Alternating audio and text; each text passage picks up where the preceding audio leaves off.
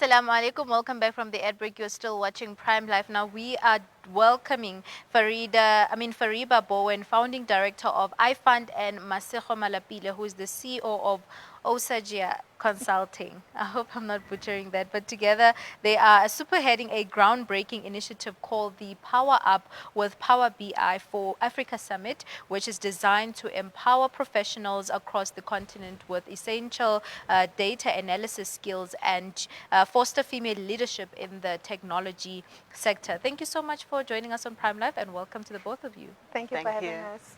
You are most welcome. I'm going to start with Fariba. Can you please tell us what led you and Masego to partner up on this, initiative, and also what inspired you to both focus on the intersection of, data analysis and also integrating women into the tech space? Thank you.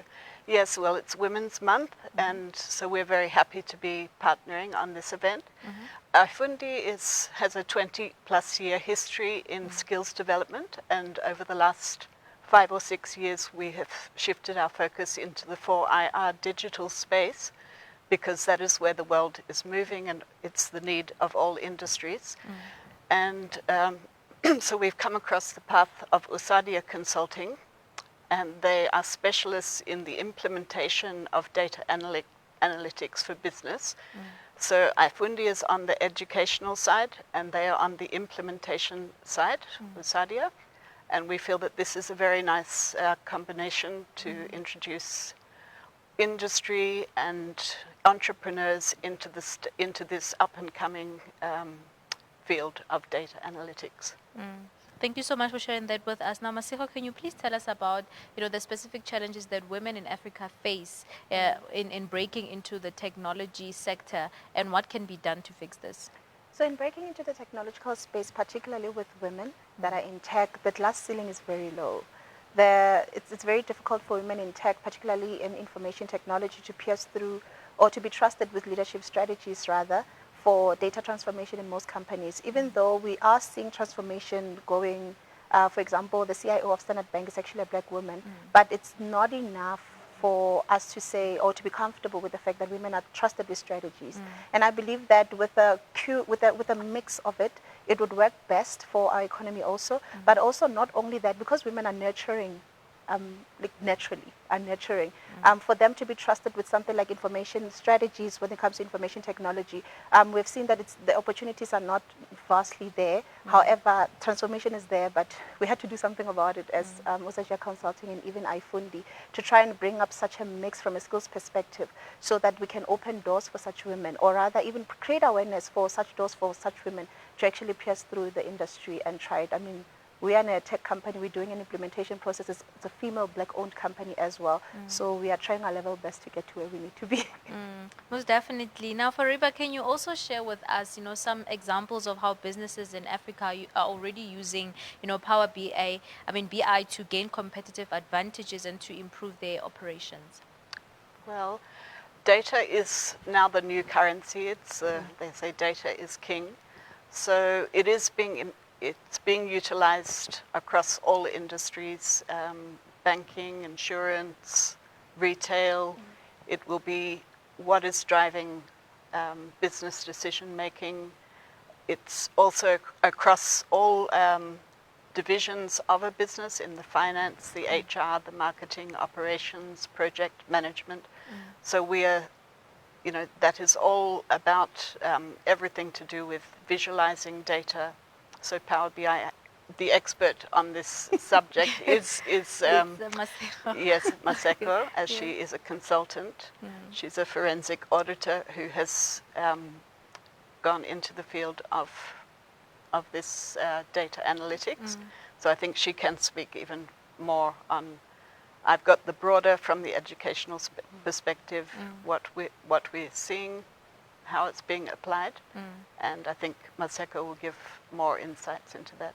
Can I say something also? Yes. I think that's what makes this partnership a beautiful mix from education and skills development and also implementation perspective. Like we have someone who comes from where, let's say where the skills can be transferred and be learned, and then we have someone that actually does the implementation, which is why we saw this partnership fitting for this Power Up with Power BI for Africa Summit, right? So now from a perspective of how businesses from whichever level. It doesn't matter whether it's a small business or a big corporation. Digital transformation is essential. I mean, with the 4IR, as she has said, as Fariba has said, data is the new currency. How does a company make a meaningful decision in order to scale up, to remain profitable, and even to adapt to different market trends if they don't have data, which is factual information that can tell you whether or not the direction of the business is as per strategy? And I think when it comes to such information and knowledge, most corporates are using it, most bigger companies are using it because they have to manage large sums of data. We're talking about millions of data that has been basically analyzed in a minute or even in a second, right? So they have to use data analytics some way, somehow, through Power BI or any other tool that they're using. But then how do we then empower the middle-level entrepreneurs and also the small SMMEs, which I think they have proven that South Africa, the backbones of the South African economy is SMMEs. So how then do we transfer such a skill to them so that they can start their businesses with data from the ground up? And also the nicest thing about data analytics, and even using Power BI, there's predictive data that can be onboarded on the system. With predictive data, you can have your own forecasts and even your milestones factually so, and be able to reach them factually so. So that's what pushed us to actually go through this initiative. That's very interesting. Now, Masego, I will also be on you on that regarding how you anticipate this Power Up BI for Africa Summit and how you hope it will impact, the broader economic landscape in Africa. So from an economic landscape, I think first thing first, decision making, right? You need factual information for decision making, not just factual information that can tell you a story that you can monitor and track. Now, firstly, you need the skills in such a company, right? Which is what iFundi provides. Now, from an implementation perspective, imagine being able, I always say this when I sell Power BI or when I sell our services or even when I sell the summit itself. Imagine being in a world where you can predict what's going to happen to your future, to your business in the next, let's say, 3 months, right? Because currently the market is so unpredictable, you won't be able to know exactly what needs to happen and when. Now, but imagine when you are able to predict that. This is real-time data managed at the tip of your finger. This is your cell phone on an app or even on a website. If there's any anomalies, you get an alert. Now, currently, most companies are going through manual processes. They waste time, and probably you're losing out on opportunity for making more and more revenue. Innovation, it's there, but not to the extent in which data can actually help for innovation to come. So you spend more time with manual processes as opposed to your digitized processes that could actually curb most of the expenses that you have in your business. Now, how does this affect the economy? You'll be able to spot out opportunities for growth from within the country and outside the country as well through the data information that has been provided to you. So we believe that this is a game changer. 4IR is a game changer, and we'd like to see more women entering into it. I believe with the great storytellers, especially from a data perspective, we'll be able to tell a story about where we see the landscape of our own industries and how it can impact the world factually with a graph that someone can interact with for period to period. That's something that I think even like businesses that are watching right now or entrepreneurs or people that have, it doesn't matter how big or small the business is, and I think that's a tool that they would definitely benefit from. But Fariba, back to you. Let's talk about the importance of just empowering individuals with technical skills and how you think that's going to, or this summit will contribute to how women interact with tech in Africa. So there is already trends that there is a lagging of the digital skills development on the African continent, in South Africa.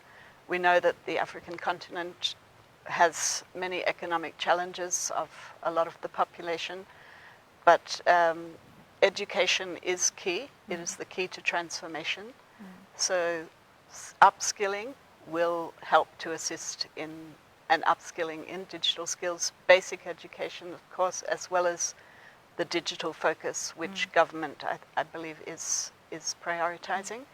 It is essential, otherwise the boat is, or this plane is moving fast in the world. If the skilling and the opportunities are not taken advantage of, there can be a lag on the continent. So we're coming together to also address that in terms of pushing on the skills, pushing on the opportunities.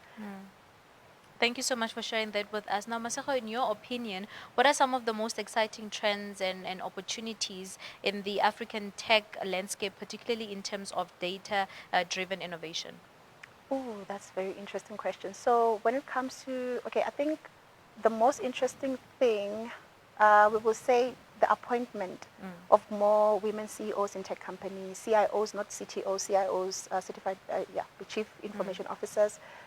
That's for us. That is an exciting shift. I think we're moving in the right direction for inclusivity purposes, right? This is now we're talking about transformation and inclusivity purposes. In terms of digital innovation, artificial intelligence has been taking over the world, and I believe that particularly as Africa, we need to jump on the bandwagon and actually learn how to use it. That yes, we do have some institutions that offer artificial intelligence courses, meaning that soon and very soon we'll be able to create our own AIs that speak Amzwana, that can speak Tswana or Praetorian, because I'm from Harangua, that can speak Praetorian and translate Praetorian language to whatever language that we have far and above ChatGPT. But we're seeing a lot that's happening within the tech space, but not necessarily directed at women. And I don't think we can pinpoint and say this is woman designed or not at the moment.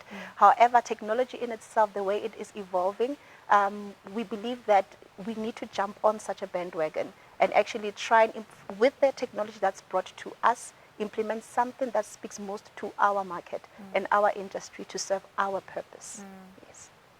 I mean, I want to know more about the summit, Fariba. Can you give us a little bit more details, and those who may be watching right now, in terms of when is it happening, where, how do we attend, so we can also benefit? Yes, it's happening on Thursday, the 28th of August in Sandton, in the WeWork building in Sandton. And it will be a full day summit. The keynote speaker is the Microsoft Public Sector for Africa representative, or one of them, who is the force behind Power BI. And we will have testimonials from some of the clients that Masego has worked with in the implementation of Power BI. It will result in a practical certificate, Microsoft certificate. So it's going to be a hands-on, one-day, fast-track training on how to build these dashboards, how to build the data visualization for your business. So, and in terms of the cost, is it free? How does one register? No, it's not free. So it's market-wise, it's cheap, I'd like to believe. So it's 2.6 per person. And the Microsoft exec that she was referring to is Sandila Mahlaba, and we also have a tech lead from Sasso, Bremley, right? That he will also be, Bremley Maeda will be representing us with our panel discussions, and we also have our moderator, Ndata Kusenkeli, who will also be the moderator. These are tech experts. They are more well-versed in these topics, more than the two of us, actually. We carry the vision and the strategy. They carry the tech, and also they support the vision in where we're trying to actually push this initiative to the whole of Africa, not just to South Africa only. And the 2.6, you will get the training, so you have the panel speakers and the training itself. Training itself also includes DEX calculations as well as visualization, building your own model. So it's not only about understanding how Power BI works, you'll be building your own model. You have the experience of any business analyst and business intelligence expert. So I think it's a great mix to firstly hear the impact from a Microsoft perspective, from the tech perspective, from the implementers, from the education perspective, and also to get hands-on training and in understanding how firstly Power BI works, so that you can get an understanding from when a developer builds it for you and presents it to you, you already know what is in the back burner. I always say, if you can know the ingredients of cook, you'll appreciate it even the most. It's a similar scenario. I mean, thank you so much to the both of you for, giving us insight on exactly, how women can take over the tech space, data analysis, and, also most importantly, just promoting the summit that's coming up. And I really hope that viewers at home who are watching are feeling inspired to even attend this summit so that they can be left informed. And more women, I hope, can come to the summit. Thank you. Thank you so much. Viewers at home, this was an amazing conversation that I just had with Masego and Fariba Bowen, who is the founding director of Ifundi, right? Ifundi, yes. Ifundi. And Masego is the CEO of Osajia Consulting. But without wasting any time, viewers at home, we will head over to a quick break. We'll see you right after this, so stay tuned.